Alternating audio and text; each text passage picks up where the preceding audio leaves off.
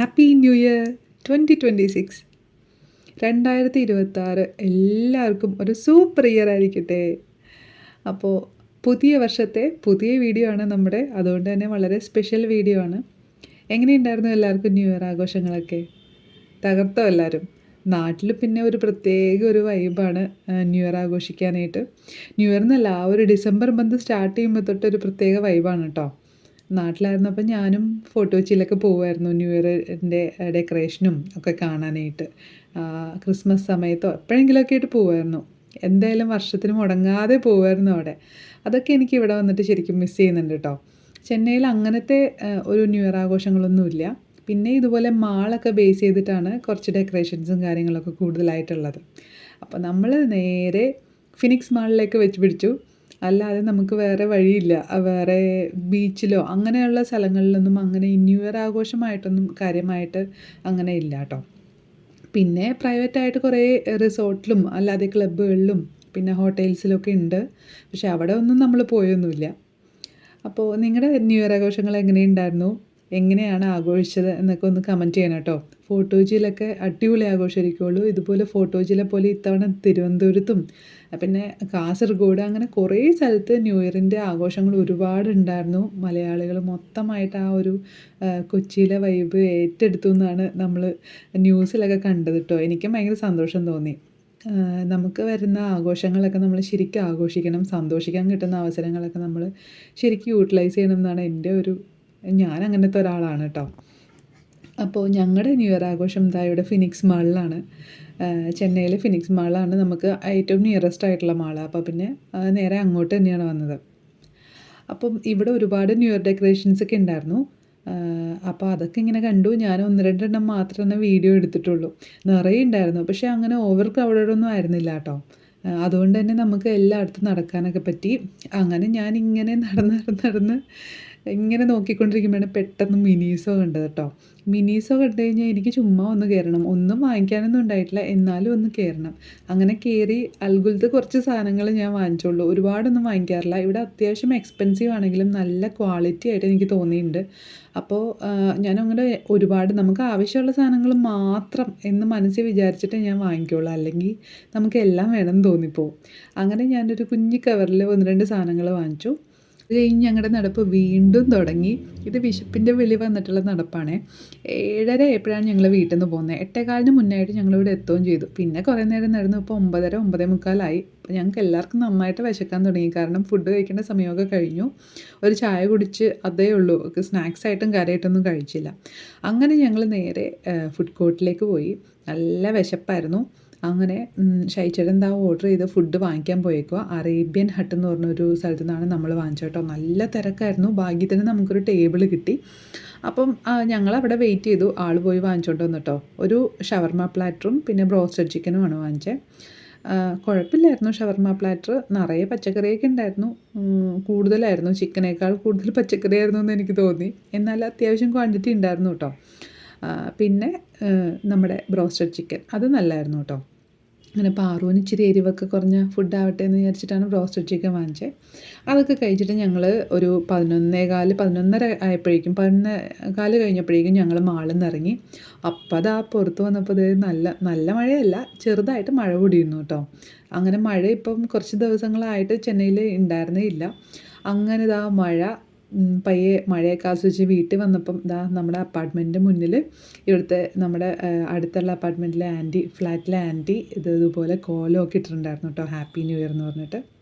ഇത് next day ആണ്. അപ്പം ന്യൂ ഇയർ നല്ല ഭംഗിയായിട്ട് തന്നെ ഞാൻ സ്റ്റാർട്ട് ചെയ്തു. രാവിലെ എഴുന്നേറ്റു.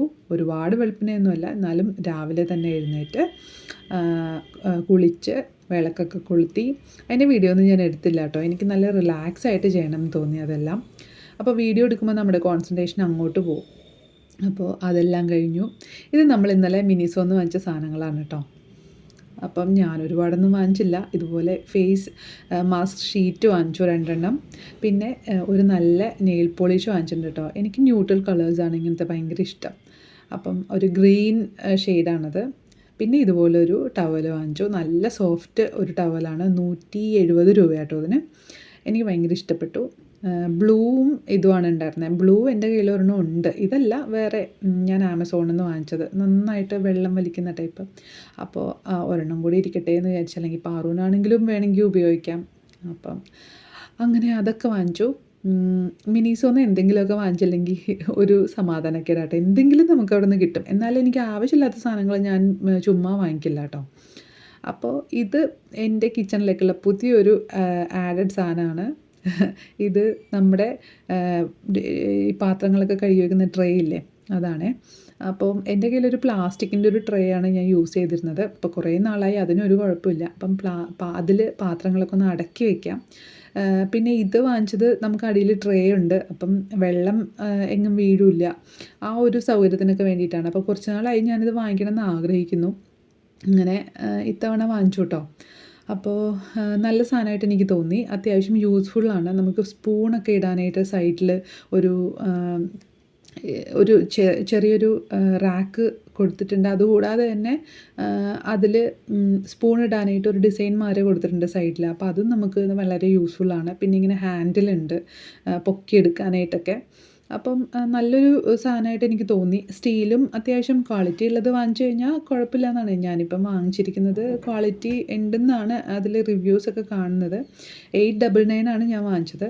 ഞാനിവിടെ ഇത് വാങ്ങിക്കുന്നതിന് മുന്നേ തന്നെ കടയിൽ പോയി നോക്കിയായിരുന്നു കേട്ടോ. നമ്മുടെ വീടിൻ്റെ അടുത്തൊരു ഷോപ്പിൽ ഞാൻ ഈ അടുത്ത് വേറൊരു സാധനം വാങ്ങിക്കാൻ പോയതാണ്. അപ്പോൾ ഇടിയപ്പത്തിൻ്റെ തട്ടുണ്ടല്ലോ, ഇങ്ങനെ നല്ല പരന്നിട്ടുള്ളത്, അത് നോക്കി പോയതാണ്. അപ്പോൾ അത് വാങ്ങിക്കുകയും ചെയ്തു. അപ്പോൾ ഞാൻ അവിടെ ഇത് കണ്ടപ്പോൾ അതിൻ്റെ വിലയൊക്കെ ചോദിച്ചു. ഇതിന് ഈ സെയിം മോഡലിന് അവിടെ 1200 രൂപയായിരുന്നു കേട്ടോ. 200 300 ആ ഒരു റേറ്റായിരുന്നു. പിന്നെ ഇതെൻ്റെ പുതിയൊരു സാധനമാണ് കേട്ടോ. ഇത് കുറേ നാളായി ഞാനിതുപോലെ ഒരു ഇടികല്ല് വാങ്ങിക്കണമെന്ന് ആഗ്രഹിക്കണം.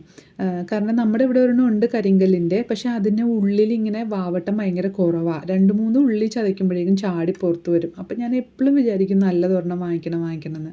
ഓൺലൈനിൽ വാങ്ങിക്കണമെന്നൊക്കെ ആലോചിച്ചു. പിന്നെ വിചാരിച്ചു നമ്മളിവിടെ മഹാബലിപുരം എപ്പോഴെങ്കിലുമൊക്കെ പോകുമല്ലോ, അവിടെ ഈ കല്ലിൻ്റെ സാധനങ്ങളൊക്കെ ഒരുപാടുള്ള സ്ഥലമാണ്. അപ്പം നല്ലതൊരെണ്ണം നോക്കി നേരിട്ട് വാങ്ങിക്കാമല്ലോ എന്ന് വിചാരിച്ചിട്ട് ഞാനങ്ങനെ വെയിറ്റ് ചെയ്യായിരുന്നു കേട്ടോ. ഇവിടെ വന്നതിന് ശേഷം ഞാൻ മഹാബലിപുരം പോയപ്പോൾ എനിക്ക് വലിയ ഐഡിയ ഒന്നും ഇല്ലല്ലോ എങ്ങനെയൊക്കെയാണെന്നുള്ളത്. അപ്പോൾ ഒരു പ്രാവശ്യം പോകുമ്പോഴല്ലേ നമുക്ക് ആ സ്ഥലത്തെ പറ്റിയൊരു ധാരണ ഉണ്ടാവുള്ളൂ. അപ്പോൾ അവിടെ എന്തൊക്കെ കിട്ടും എന്നൊക്കെ ഒരു ഐഡിയ ഉണ്ടാവുള്ളൂ. അങ്ങനെ ഞാൻ പിന്നെ ഇവിടെ നിന്ന് വാങ്ങിക്കാമെന്ന് മനസ്സിൽ വിചാരിച്ചിരുന്ന സാധനമാണ്. അവിടെ നിന്ന് വാങ്ങിക്കാനും പറ്റി കേട്ടോ. ഈ അടുത്ത് ഞാൻ മഹാബലിപുരം പോയിട്ടുണ്ടായിരുന്നു, അതിൻ്റെ വീഡിയോ ഒക്കെ വരുന്നുണ്ട് കേട്ടോ. അപ്പോൾ ഇതൊന്ന് മയക്കിയെടുക്കാനുള്ള ശ്രമത്തിലാണ് കേട്ടോ.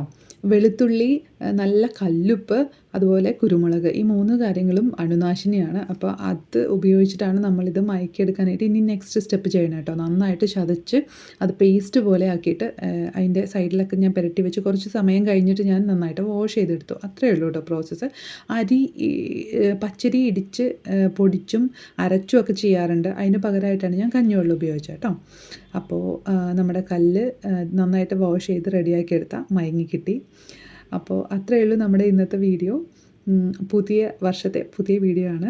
എല്ലാവർക്കും ഇഷ്ടപ്പെട്ടു എന്ന് വിചാരിക്കുന്നു. ഇഷ്ടപ്പെട്ടിട്ടുണ്ടെങ്കിൽ സബ്സ്ക്രൈബ് ചെയ്യാനും സപ്പോർട്ട് ചെയ്യാനും ലൈക്ക് ചെയ്യാനും മറന്നു പോകണ്ട.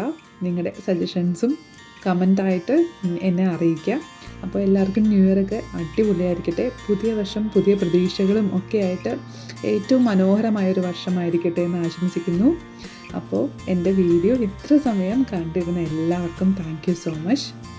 അപ്പോൾ നമുക്ക് നല്ലൊരു വീഡിയോ ആയിട്ട് വീണ്ടും കാണാം. ബൈ.